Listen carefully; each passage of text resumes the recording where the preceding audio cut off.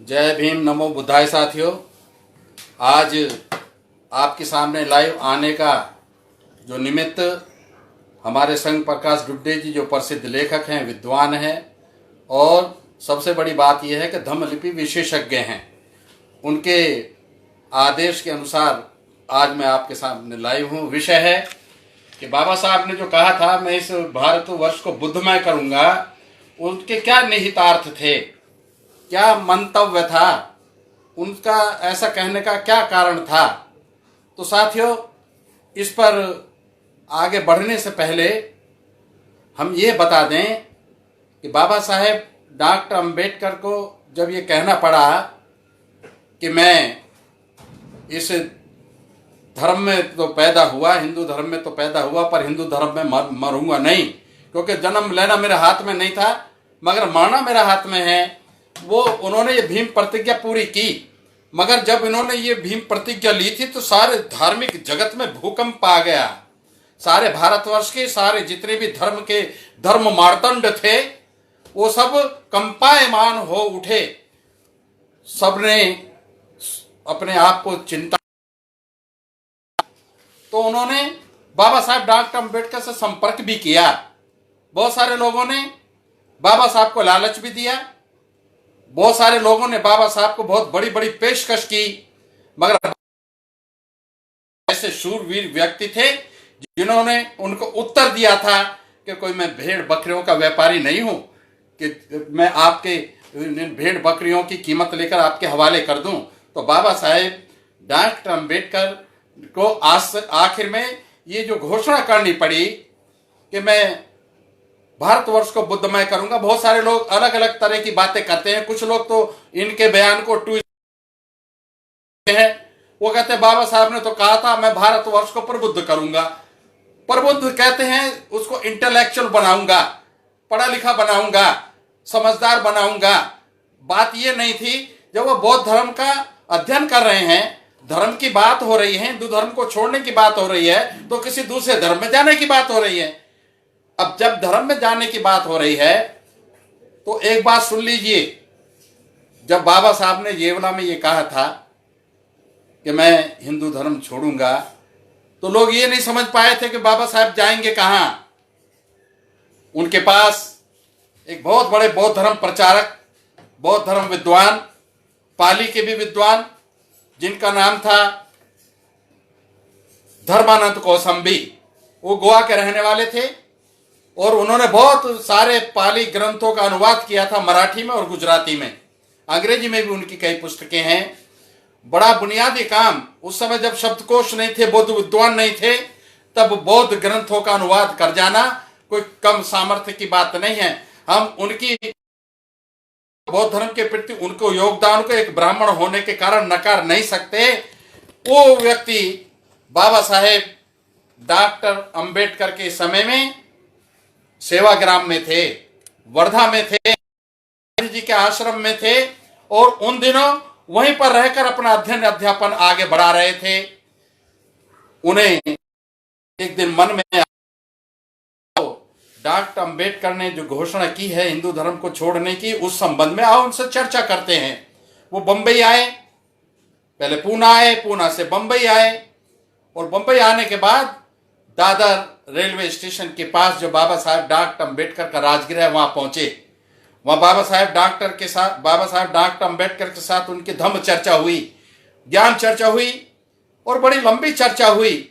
उस चर्चा के बाद धर्मानंद कौसंबी ने, विश्व विश्रुत बौद्ध विद्वान ने, बाबा साहेब डॉक्टर अंबेडकर को नमन करते हुए धन्यवाद किया और वहां से उन्होंने विदाई ली। धर्मानंद कौसंबी जी कहीं रुके नहीं, सीधे वर्धा पहुंचे और गांधी जी के पास पहुंचे और गांधी जी को जाकर के ये उन्होंने सूचना दी कि गांधी जी, अभी मैं डॉक्टर अंबेडकर के पास से आ रहा हूं, सारे संसार में ये ऊहापोह का विषय है, ये सारे संसार में चर्चा का विषय है कि डॉक्टर अंबेडकर हिंदू धर्म छोड़ रहे हैं तो किस धर्म में जाएंगे। मैं अभी उनके साथ चर्चा करके आया हूं, बड़े गहरे तक मैं गया उनके साथ चर्चा में। मेरे हाथ जो सूचना लगी है वो ये है कि मेरी अटल मान्यता है कि अगर वो हिंदू धर्म छोड़ेंगे तो बौद्ध धर्म में ही जाएंगे, क्योंकि उनका ज्ञान बौद्ध धर्म के संबंध में है, उससे पता चलता है कि वो बौद्ध धर्म का गंभीर अध्ययन कर रहे हैं।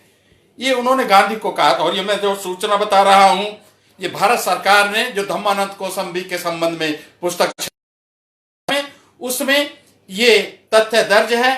और ये संजय गजभिये जी जो धम्म क्रांति से धम्म स्तूप, डॉक्टर संजय गजभिये, इसमें बाबा साहेब डॉक्टर अम्बेडकर का सारा धार्मिक आंदोलन जो उनकी धम्म क्रांति सी और धम्म स्तूप यानी के धम्म दीक्षा, जो दीक्षा भूमि है नागपुर की, का सारा वृतांत है, प्रमाण सहित है, संदर्भों सहित है, रोचक भाषा में है और तथ्य भी बहुत प्रामाणिक हैं। तो इसको पढ़ने से आपको किताबों के रेफरेंस पता चलेंगे। दूसरा, इसी किताब में बाबा साहेब डॉक्टर अम्बेडकर और सोहनलाल शास्त्री, अगस्त, ये तारीख है 5 अगस्त 1956 को सोहनलाल शास्त्री जी अम्बेडकर के पास गए 26 अलीपुर रोड पर उनसे चर्चा करने के लिए। वहां जो बाबा साहेब डॉक्टर अम्बेडकर के साथ उनकी चर्चा हुई है, जो एक तरीके से उनका वार्तालाप है, वो इस ग्रंथ में दिया है, हूबहू दिया है। उसमें बाबा साहब कहते हैं शास्त्री जी के एक प्रश्न के उत्तर में, क्या कहते हैं, बौद्ध और सारे भारतवर्ष को बौद्धमय बनाना मेरे जीवन का परम उद्देश्य है। ये लिखा है 348 पृष्ठ पर।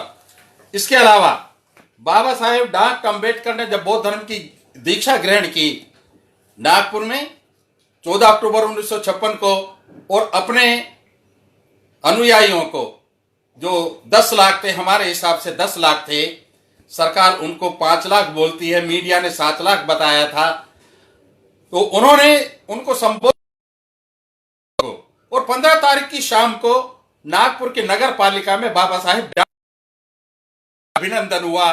वहां पर उनका एक संक्षिप्त सा प्रवचन हुआ। उसमें वो स्पष्ट कहते हैं, मैं इस देश को बुद्धमय करूंगा। साथियों, वो पराक्रमी महापुरुष जो पहले ही इस देश को बुद्धमय कर चुका था, वो फिर भी कह रहा है मैं बुद्धमय करूंगा। उसका मतलब यह है कि जो उन्होंने मास्टर प्लान पेश किया था बुद्धमय होने, भारतवर्ष को बुद्धमय करने का, उसका उन्होंने विस्तृत ब्यौरा कहां दिया। 4 दिसंबर 1954 को वो द वर्ल्ड बुद्धिस्ट फेलो, जो प्रोफेसर जीपी मलाल शेखर द्वारा स्थापित एक अंतरराष्ट्रीय बौद्ध संगठन था, उसका पहला अधिवेशन 25 मई 1950 को कोलंबो में हुआ था, और दूसरा अधिवेशन 2 साल बाद जापान में हुआ। बाबा साहेब उस समय बीमार थे, बाबा साहेब उस समय इलेक्शन में भी इन्वॉल्व थे, इसलिए वो जापान के दूसरे सम्मेलन में नहीं जा पाए। मगर उन्होंने अपने निकट सहयोगी राजभोज जी को, पीएन राजभोज जी को उसमें भेजा था। उसके प्रमाण, उसके फोटोग्राफ्स हमारे पास हैं, और वो उस बात का प्रमाण है कि बाबा साहेब डॉक्टर अम्बेडकर के प्रतिनिधि के रूप में पीएन राजभोज जी गए थे। एक तीसरा जो वर्ल्ड बुद्धिस्ट फेलो का सम्मेलन हुआ था, वो हुआ था बर्मा में, और चौथा काठमांडू में हुआ था। अब तीसरे सम्मेलन का जो आयोजन हुआ, और बाबा साहेब डॉक्टर अम्बेडकर ने वहां अपना युगांतरकारी जो प्रवचन प्रस्तुत किया, वो प्रत्येक भीम अनुयायी को, प्रत्येक नवदीक्षित बुद्ध को पढ़ना चाहिए। उसमें बाबा साहब कह रहे हैं, मैं भारतवर्ष को बुद्धमय कर चुका हूं, मैं भारतवर्ष की मुद्रा पर सम्राट अशोक का राष्ट्र चिन्ह स्थापित करा चुका हूं, मैं अपने राष्ट्रीय पताका में, राष्ट्रीय ध्वज में सम्राट अशोक का धम्म चक्र स्थापित करा चुका हूं, मैंने राष्ट्रपति भवन में, अशोक हॉल में भगवान बुद्ध की खड़ी हुई विशाल काय बुद्ध प्रतिमा, जो संसार की सबसे सुंदर खड़ी हुई मूर्ति है, जिसे अंग्रेजी में पीस ऑफ बुद्धा, उसको स्थापित कराया है। मैंने उस प्रतिमा के ऊपर पाली में धम्मचक्र पवन संसुत्त का वो सूत्र अंकित कराया है, जो लिखा है धम चक्क पवतनाए। मैंने राष्ट्रपति भवन में राष्ट्रपति के आसन के पीछे सम्राट अशोक की 4 शेरों वाली मूर्ति स्थापित की है। और ये 4 शेरों वाली मूर्ति कहां से आई है? ये सम्राट अशोक की सारनाथ स्थित धम्म स्तंभ से आई है। तो उन्होंने कहा था, बर्मा में जो करीब 30 देश के बौद्ध प्रतिनिधि वहां उपस्थित थे और भारी संख्या में बौद्ध भिक्षु उपस्थित थे, उनको कहा था कि मैंने भारतवर्ष की मुद्रा में भी 4 शेर की मूर्ति का समावेश करा दिया है। ये मैंने भारतवर्ष को बुद्धमय, संवैधानिक रूप से बुद्धमय करने का काम किया है। और उन्होंने बर्मा वासियों को कहा था, ऐसा तो बाबा साहेब डॉक्टर अम्बेडकर वीर धीर पराक्रमी पुरुष कह सकता था। कहने लगा, ऐसा आपने भी अपने देश में नहीं किया होगा। वाकई उन्होंने भी नहीं किया था। तो साथियों, ये बाबा भारतवर्ष को बुद्धमय बनाने का अपना रोड मैप बर्मा रंगून की 3री कॉन्फ्रेंस में प्रस्तुत किया था। वहां हम उसका अध्ययन कर लें तो बड़ा अच्छा रहेगा। बाबा साहेब डॉक्टर अम्बेडकर बौद्ध धर्म क्यों अख्तियार करना चाहते थे, क्यों ग्रहण करना चाहते थे? क्योंकि जब बचपन उनका था, बड़े अभावों में, बड़े पक्षपात, बड़ी छूतछात, कदम कदम पर, जैसे आजकल कोरोना के समय में कोई किसी के पास जाते हुए डरता है, इसलिए कि उसे अपनी जान प्यारी है। मगर बाबा साहेब डॉक्टर अम्बेडकर से जो लोग दूर दूर रहते थे या डॉक्टर अम्बेडकर को दूर दूर करते थे, वो खाली इसलिए नहीं कि उनको कोरोना की तरह उनसे मरने का डर था या बाबा साहेब बीमार व्यक्ति तो ना, क्यों कि ऐसा करने से, ऐसा करने वाला व्यक्ति जातिवादी होता है और ऐसे व्यवहार करने से वो अपने आप को गौरवान्वित महसूस करता है। इस बीमारी के कारण बाबा साहब को अपनी छात्र अवस्था में ही ये पक्षपात झेलने पड़े थे। धन्य हो गुरुजी professor Arjun Keluskar, not professor, गुरुजी अर्जुन कैलुस्कर, जो बाबा साहेब डॉक्टर अम्बेडकर की कॉलोनी के पार्क में आया करते थे। उधर बालक डॉक्टर अम्बेडकर भी पार्क में जाया करता था और उनकी अच्छी दोस्ती बनी। वो व्यक्ति बहुत बड़ा समाज सुधारक था, यद्यपि वो भंडारी जाति का था। भंडारी जाति महाराष्ट्र की एक ऐसी जाति है जो ताड़ के वृक्ष से ताड़ी निकालकर बेचती है। हमारे धनंजय कीर जी भी उसी जाति के थे। मेरा कहने का मतलब यह है कि वो व्यक्ति को ब्राह्मण समझते हैं, ऐसा नहीं था। मगर एक बात बहुत बड़ी उनके अंदर गुण था, वो ये था कि वो सत्य शोधक समाज के अथक प्रहरी थे, उसके सैनिक थे, उसके कार्यकर्ता थे, समाज सुधारक थे, प्रखर बुद्धिवादी थे। उन्होंने जब बालक अम्बेडकर को पार्क में आते जाते देखा, उनकी गंभीरता को देखकर, उनके ललाट के तेज को देखकर वो उनसे न केवल प्रभावित हुए, उनसे गुफ्तगू भी करने लगे। इस गुफ्तगू का दौर अभी चल ही रहा था, तभी बालक अम्बेडकर जिसने 10वीं की कक्षा की परीक्षा दी थी, उसका परिणाम आया और उस परिणाम आने पर डॉक्टर अम्बेडकर भीमराव अम्बेडकर अच्छे अंकों से उत्तीर्ण हुए, पास हुए, कामयाब हुए। अरे कैलुस्कर ये बात सुनकर, ये बात जानकर गदगद हो गए और वो कहने लगे, अरे भीवा, अरे भीवा, भीमराव को शॉर्ट में भीवा कहते थे घर में भी और उसके मित्र लोग भी। इसलिए गुरुजी अर्जुन कैलुस्कर जी भी उन्होंने कहा, अरे भीवा, ये तो बहुत बड़ी उपलब्धि है तेरी, तेरे समाज में तुझे पता है तू पहला 10वीं पास बच्चा है, तू पहला 10वीं पास विद्यार्थी है, पूरे किसी ने भी 10वीं पास आज तक नहीं की। आज मेरा मन कर रहा है मैं तेरे पिताजी से मिलूं। बात हम अपने विषय पर आ रहे हैं। वो जब घर गए और सतपाल जी से मिले, उन्होंने उनसे कहा कि बेटे ने बहुत बड़ी उपलब्धि की, आप इसका सम्मान कीजिए, मैं पूरी मदद करूंगा। उन्होंने मना कर दिया, नहीं, बच्चे का दिमाग चढ़ जाएगा और वो पढ़ने से विमुख हो जाएगा। उन्होंने कहा ये जिम्मा आप मुझ पर छोड़ो। उनका सम्मान हुआ। उस सम्मान में गुरुजी ने, अर्जुन कैलुस्कर जी ने स्वयं लिखित एक बुद्ध जीवनी उनको भेंट की, जो मराठी भाषा में थी, बुद्ध चरित्र उसका नाम था। उन्होंने कैलुस्कर जी ने शिवाजी के बारे में भी एक किताब चरित्र लिखा था, फुले के बारे में भी लिखा था।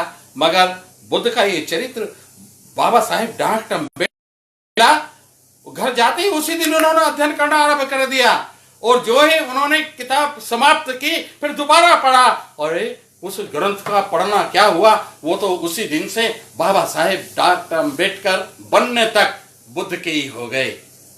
उन्होंने परिवार में कबीर साहेब का प्रभाव था। वो जन्मना कबीर पंथी थे। कबीर पंथी का क्या मतलब है, वो आधे बुद्धिस्ट थे, ईश्वर को वो नहीं मानते थे, जितने भी धार्मिक कर्म कांड हैं, पाखंड हैं, उनको वो नहीं मानते थे। एक व्यक्ति के और एक व्यक्ति के बीच में जो भाईचारा होना चाहिए उसके उसमें उनकी आस्था थी, इसलिए आधे बौद्ध तो वो पहले थे। मगर अर्जुन केलस्कर जी ने एक ऐसी चिंगारी प्रज्वलित की कि वो बुद्ध के होकर रह गए। साथियों, ये पहला प्रकरण है बाबा साहेब डॉक्टर अम्बेडकर का बुद्ध धर्म से जुड़ने का। उसके बाद में अब सुनिए 2 प्रकरण और हुए।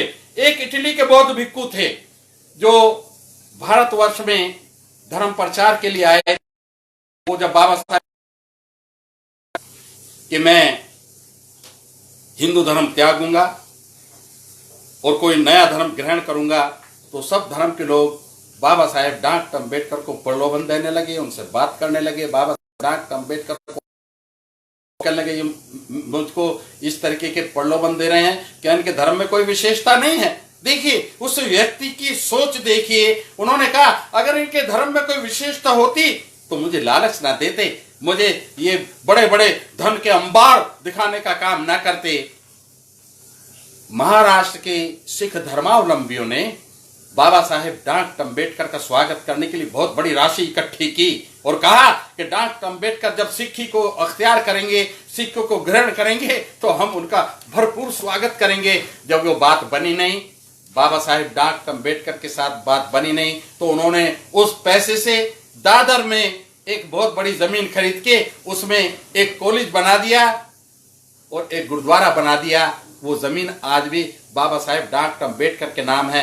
मगर बाबा साहेब डॉक्टर अम्बेडकर ने तो कुछ और सोच रखी थी। वो बड़ी दूर की सोच रहे थे। वो सोच रहे थे कि मैंने अपने बचपन में जो पक्षपात झेला, जाने के बाद मुझे पता चला कि संसार में ऐसे वातावरण भी हैं, ऐसे देश भी हैं, उनकी वातावरण में पक्षपात, छूतछात, हक तलपी, बहिष्कार जैसी चीजें अनजान हैं। अमेरिका की खुला माहौल देख करके वो बड़े प्रभावित हुए। अमेरिका में बहुत सारे बौद्ध देशों के भी छात्र थे, उनके सहपाठी थे। उनके साथ जब संपर्क में आए तो बाबा साहेब डॉक्टर अम्बेडकर धन्य हो गए। उन्होंने कहा कि मैं जिस चीज की तलाश में था वो मुझे मिल गई। अब मैं भारतवर्ष में जाके केलुस्कर जी की लाइन को आगे बढ़ाऊंगा। और जब इटली के बौद्ध भिक्खु उनको आकर के मिले और उन्होंने उन्हें एक लेटर दिया, वो लेटर प्रकाशित है। उसमें उन्होंने बताया कि हमारे धर्म में मानवता की बात है, जाति का कोई फैक्टर नहीं है। जो बौद्ध हैं बगैर जाति के हैं और सब में बहुत समानता है, भाईचारा है, मैत्री है, बंधुत्व है। तो ये बात बाबा साहब ने जब सुनी, यार ये भिक्खु क्या कह रहा है।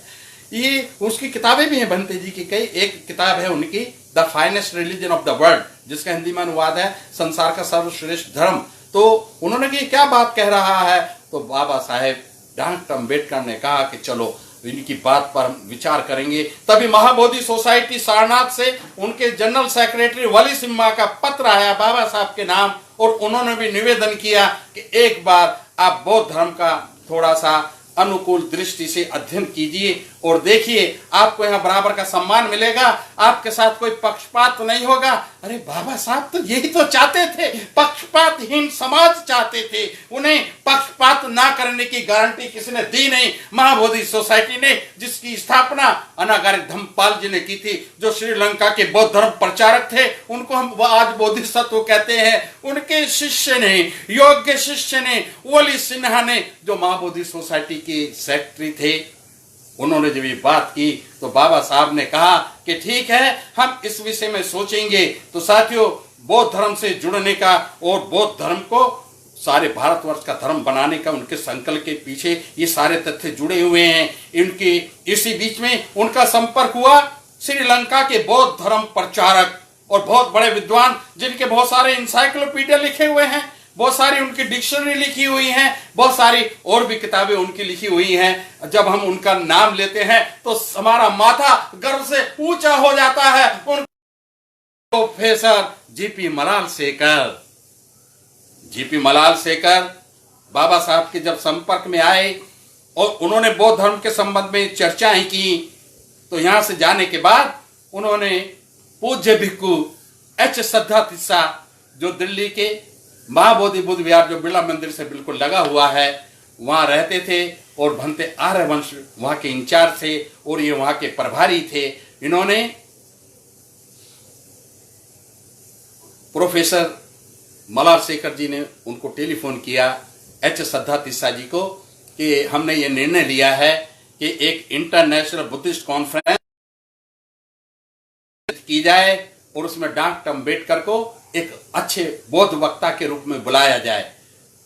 भंते जी ने बाबा साहेब डॉक्टर अम्बेडकर से बात की। आपने देखा होगा ना, बाबा साहेब डॉक्टर अम्बेडकर एक अपनी लाइब्रेरी में बैठे हैं, एक इस मुद्रा में बैठे हैं, यहाँ किताब रखकर पढ़ रहे हैं, और इधर दो भिक्खु बैठे हैं, एक भंते श्रद्धा तिस्सा, डॉक्टर प्रोफेसर एच श्रद्धा तिस्सा बैठे हैं, और उसीला उनका नाम है। उन्होंने बाबा साहब से कहा कि आपके लिए निमंत्रण है श्रीलंका से, world Buddhist fellow is going to be established a international Buddhist organization. You have to appear there as a Buddhist speaker. बाबा साहब ने कहा, I am not a Buddhist. Till date technically I am not a Buddhist. तो उन्होंने कहा कुछ भी कीजिए मगर आपको जरूर चलना है, आपका ज्ञान देकर हम गदगद हैं, इस ज्ञान से सारी दुनिया को परिचित होने दीजिए। बाबा साहब ने कहा okay, well done, I will try my best, I will appear. तो बाबा साहब तो बड़े चरित्र के धनी थे। उन्होंने अपनी मैडम को बुलाया, सविता अम्बेडकर को बुलाया, और सविता अम्बेडकर से कहा कि देखो, मुझे दुनिया के बौद्धों ने श्रीलंका में बुलाया है, 25 मई 1950 की बात है, तुम मेरे साथ चलोगी क्या? उन्होंने कहा मैं आपके साथ बंदी हूं, मुझे जहां लेके चलोगे मैं चलूंगी। ओके ठीक है।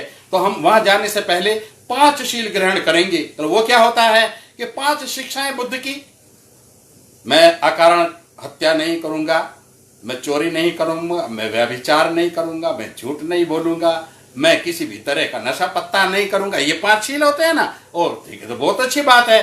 तो ये बात ध्यान देने की है कि 2 मई 1950 को एक अनोखी घटना घटी कि बाबा साहिब डॉक्टर अम्बेडकर अपनी अर्धांगिनी डॉक्टर सविता अम्बेडकर के साथ सुबह 6 बजे महाबोधि बुद्ध विहार पहुंचे, जो बिरला मंदिर से बिल्कुल सटा हुआ है।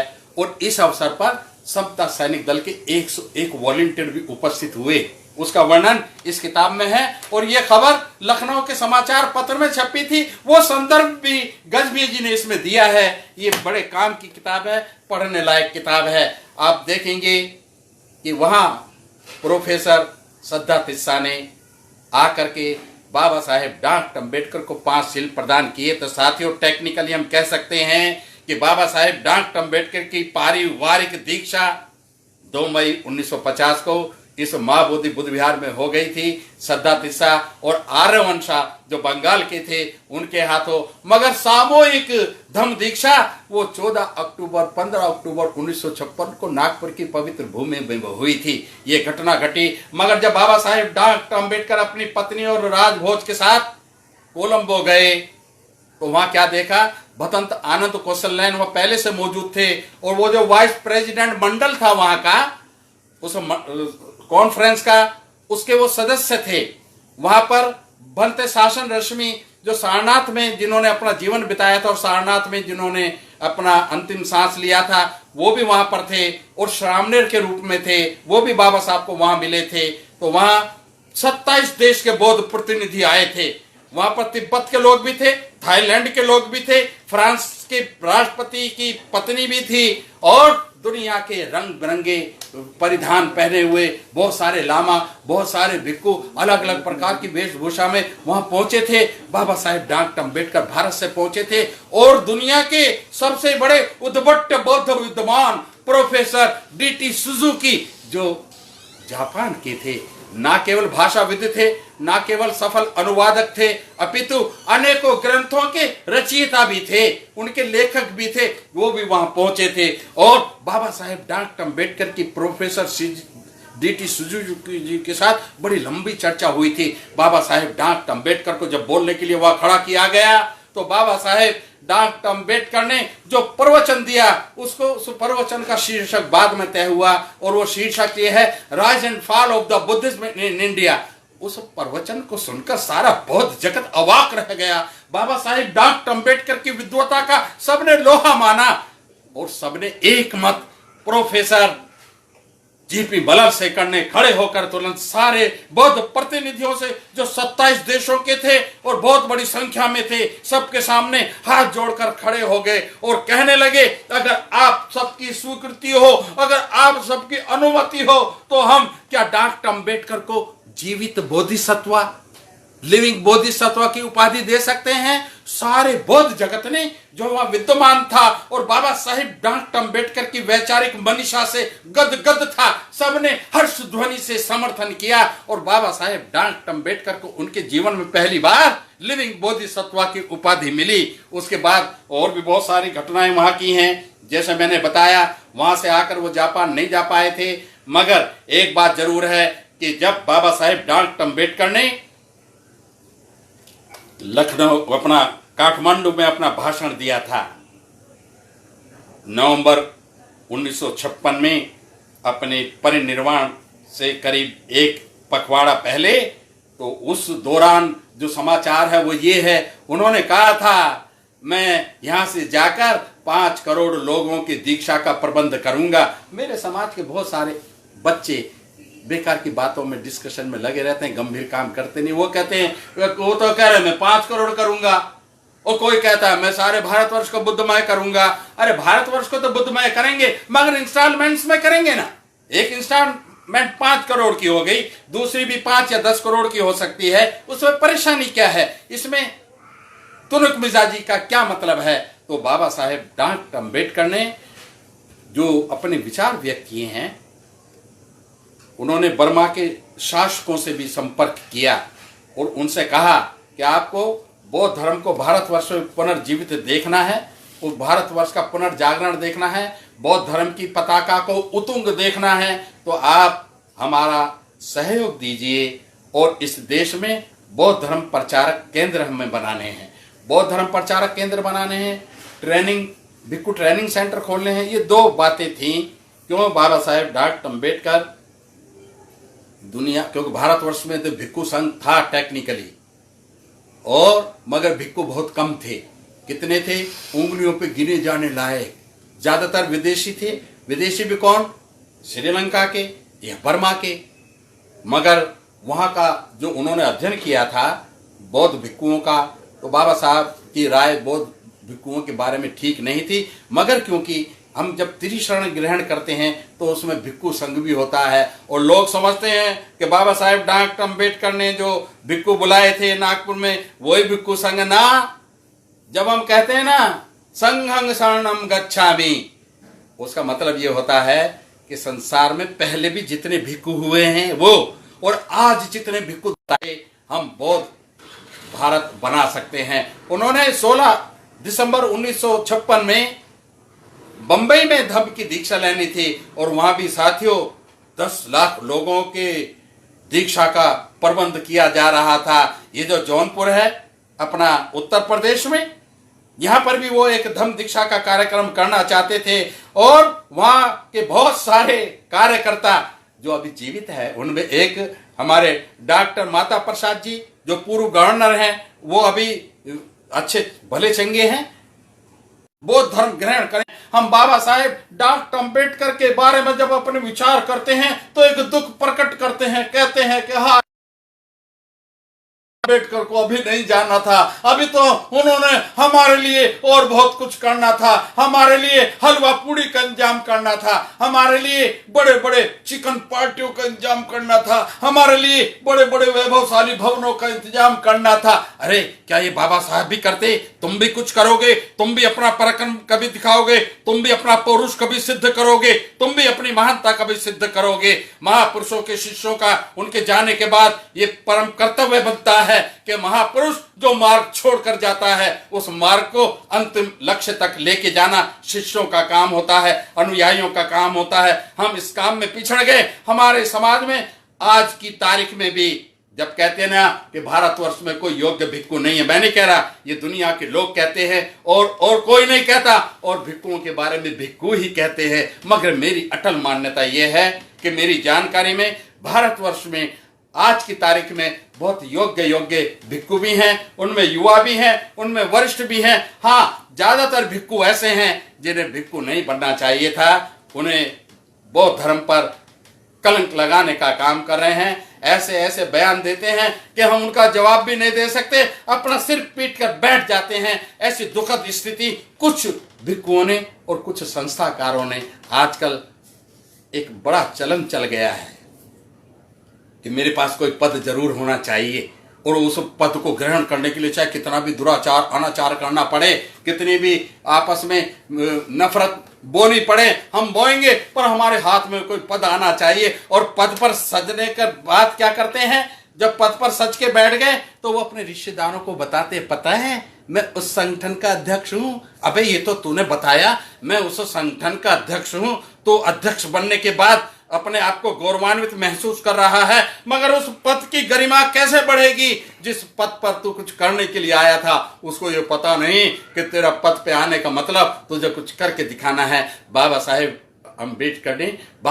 डॉक्टर अम्बेडकर ने अकेले ने सारे संसार में अपनी विद्वता का न केवल लोहा मनवाया, मगर करोड़ों घरों में जो अंधेरा पसरा हुआ था उसको दूर करके उन्होंने प्रकाश पुंज उत्पन्न किया। उन्होंने भगवान बुद्ध के अनुसार जब उन्होंने कहा था ना अत्तो दीप भव, वो खुद ऐसे दीपक बने कि करोड़ों लोगों के घर में उजाला बन के उपस्थित हुए। आज बाबा साहेब डॉक्टर अम्बेडकर का जो आंदोलन है, विशेषकर भारतवर्ष को बुद्धमयी बनाने का, वो कोई दूसरा आके उसको पूरा नहीं करेगा।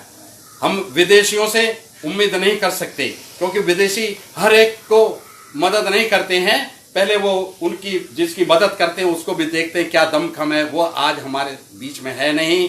तो इसलिए अपना पराक्रम से अपनी जनता में बौद्ध धर्म के प्रचार का हमें काम करना है। मुझे बड़ी खुशी है इस बात की कि एक नई प्रतिभा प्रोफेसर प्रफुल्ल गढ़पाल जी, एक जो संस्कृत विशेषज्ञ हैं, उन्होंने पाली भाषा के प्रचार का बीड़ा उठाया है।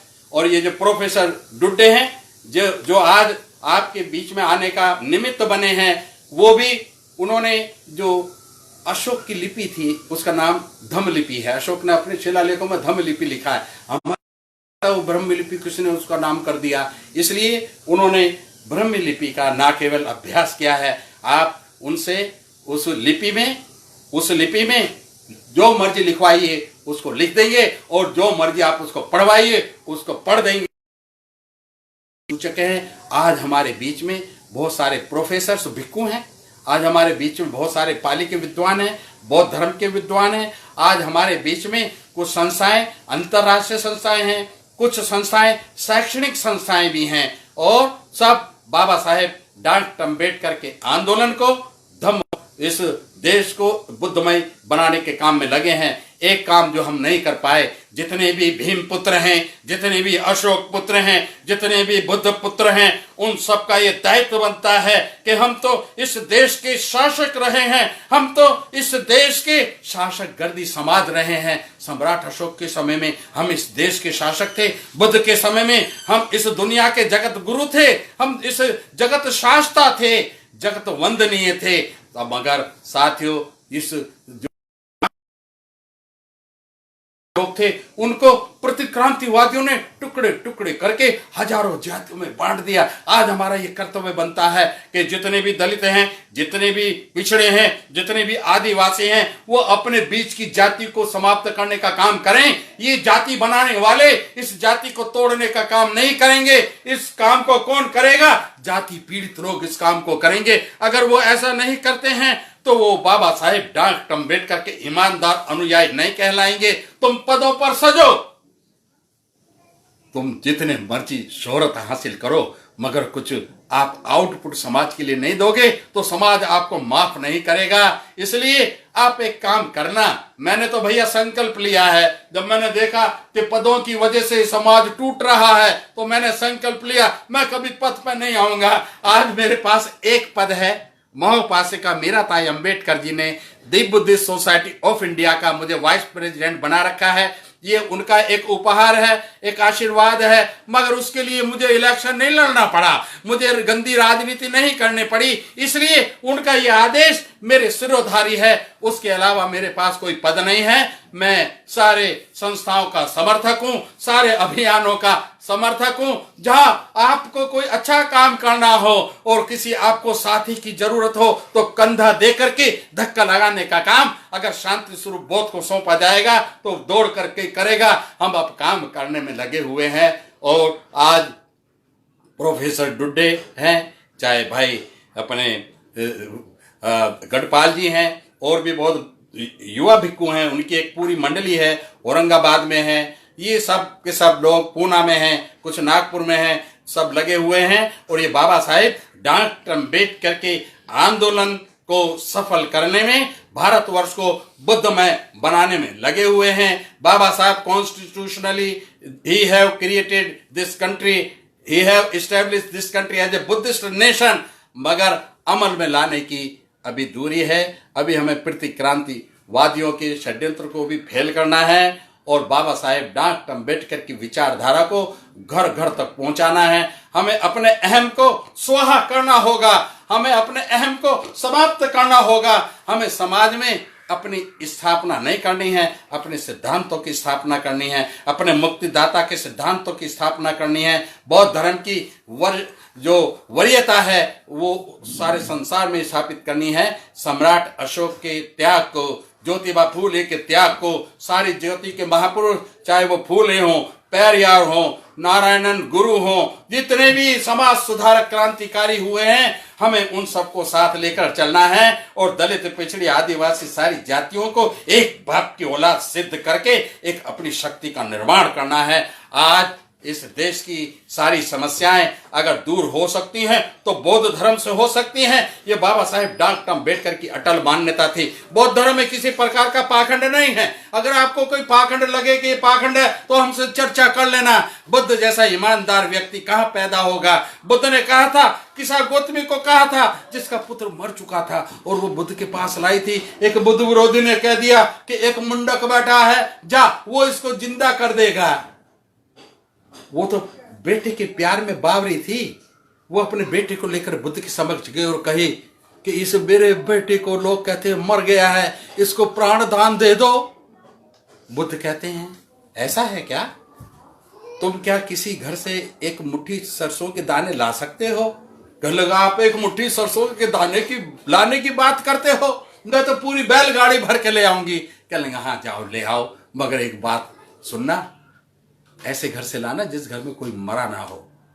वो पूरी श्रावस्ती की एक एक घर गई, पता चला कि ऐसा कोई भी घर नहीं है जहां कोई मरा नहीं है। जो मरे हुए हैं उनकी संख्या तो बहुत अधिक है और जो जीवित है उनकी संख्या बहुत कम है। उसे ज्ञान हो गया और वो बुद्ध के पास आकर के उनके चरणों में गिर कर के कहने लगी कि मुझे ज्ञान हो गया, ये मेरा बच्चा अब वापस आने वाला नहीं है, मगर मैं अब आपकी शरणागत हुई। ये अब से 2600 साल पहली घटना है। साथियों, बाबा साहेब डॉक्टर अम्बेडकर ने जो धर्म हमें दिया है उसकी ये विशेषता है। अब मैं पूछ रहा हूं, सारी दुनिया से पूछ रहा हूं कि कोई व्यक्ति ऐसा है किसी ऐसे घर से सरसों के दाने ला सकता है कि जिस घर में कोई मरा ना हो? बुद्ध का ज्ञान अब से 2600 साल पहले जितना सत्य था उतना ही सत्य आज है। जब अंगुलीमाल था बहुत क्रूर था, हिंसक था, लोगों की उंगली काटने के चक्कर में कभी कभी लोगों की गर्दन भी काट देता था। उनका सामान नहीं लूटता था, क्योंकि उनके गुरु ने उनको एक अभिशाप दिया था कि जा 1000 उंगलियां काट के इकट्ठी करके ला। जब वो बुद्ध से उसका वास्ता पड़ा, वो आखिरी 999 इकट्ठी कर चुका था, और एक तरफ बुद्ध आ रहे थे, एक तरफ उसकी बुढ़िया माँ आ रही थी। इन दोनों में से उसको एक को मारना था। बुद्ध उनके सामने जब पड़े और बुद्ध के साथ जो उनका वार्तालाप हुआ है, उसने अंगुलीमाल को अंदर तक झकझोर दिया। जब बुद्ध ने कहा कि हे अंगुलीमाल, क्या तू इस पेड़ की एक पत्ती तोड़ के ला सकता है? अंगुलीमाल कहता है, ऐ भगवा, क्या बोलते हो? पेड़ उखाड़ के ले आऊं? कहना मुझे पेड़ से काम नहीं है, एक पत्ता तोड़ लाओ। वो गया और एक टहनी तोड़ के ले आया, बुद्ध के समक्ष रख दी। तो बुद्ध कहते हैं, ये तुमने तोड़ दी? कहना हाँ तोड़ दी, देख लो। कहना मैंने देख लिया, जाओ अब इसको वापस जोड़ दो। हैं? क्या कहा? वापस जुड़ सकती है क्या? ये तो कभी संभव नहीं है, ये जुड़ नहीं सकती। बुद्ध ने कहा था 2600 साल पहले कहा था, जिस चीज को तुम जोड़ नहीं सकते उसे तोड़ने का तुम्हारा अधिकार नहीं है। ये जो तुमने व्यक्तियों की हत्याएं की हैं, 999 व्यक्ति मारे हैं, ये तुमने बहुत बड़ा दुक्कट किया है, दुष्कृत किया है, पाप किया है। इसका प्रायश्चित तुम्हें भोगना ही पड़ेगा। ये 2600 साल पहले की बात है। आज हम पूछते हैं, सारी दुनिया से पूछते हैं कि कोई व्यक्ति है जो पेड़ में से पत्ता तोड़कर वापस जोड़ दे? नहीं जोड़ सकता। बुद्ध की शिक्षाएं सार्वजनिक हैं, सार्वकालिक हैं। बुद्ध के धर्म में कोई पाखंड नहीं है। और कितनी महानता! ज्यादातर महापुरुषों ने कहा कि जो कुछ हूं मैं ही हूं और कोई दूसरा नहीं है, मगर बुद्ध कहते हैं ना, मैं कोई अंतिम बुद्ध नहीं हूं, मुझसे पहले भी बुद्ध हुए उनको नमन, और अनागामी आगे भी बुद्ध होंगे उनको भी नमन। कितनी बड़ी महानता है उनकी, जो ये कहते हैं कि मेरी बात को भी बगैर सोचे समझे मत स्वीकार कर लेना। और दूसरे लोग क्या कहते हैं, मेरी बात नहीं मानेगा तो मारो डंडा। तो ये बुद्ध के सिद्धांतों की उत्कृष्टता, ऊंचाई, बाबा साहेब डॉक्टर अंबेडकर को लगा ये दुनिया को बचा सकती है, अकाल असमय बर्बाद होने से उसे बचा सकती है। इसलिए बाबा साहेब डॉक्टर अंबेडकर ने भारतवर्ष को एक सुदृढ़ राष्ट्र बनाने के लिए, बाबा साहेब डॉक्टर अंबेडकर ने भारतवर्ष के सारे मानव समाज को एक बाप की औलाद जैसा सुसंगठित बनाने के लिए, और सम्राट अशोक के समय में पता है भारतवर्ष कहां से कहां तक था? इधर अफगानिस्तान,